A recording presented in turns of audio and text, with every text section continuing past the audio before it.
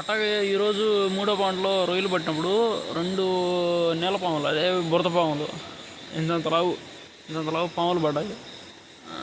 ఇంకా రేపు ఎన్ని పడతాయి చూడాలి. కానీ నాగు పాములు ఒకరోజు కూడా పడలా. నీళ్ళలో ఎక్కువసేపు ఉండలేము. చూసారా ఎట్టున్నదా? అదంతా పొలాలు.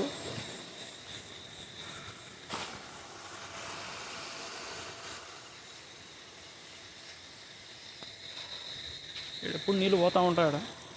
నీళ్ళు పోతూ ఉంటాయి. ఇంకోటి ఆడ చుట్టుపక్కల చాలా డేంజరు. నైట్ పూట పాములు ఎక్కువ ఉంటాయి, మరీ ఎక్కువ ఉంటాయి. ఇంకోటి ఏంటంటే, ఈరోజు మా రొయ్యలు తీసుకుపోయేందుకు వచ్చిన వాళ్ళు చెప్పింది ఏంటంటే, కర్ణాటకలో ఎక్కడో ఒక దగ్గర బళ్ళారి ఆంధ్ర బార్డర్ అంట, అక్కడ కూడా రొయ్యలు గుంటల్లో రొయ్యలు వీళ్ళు పట్టుకునే దానికి పోతే వీళ్ళు డీలర్లు అక్కడ గుంటల్లో ఈ ముసళ్ళు ఉన్నాయంట.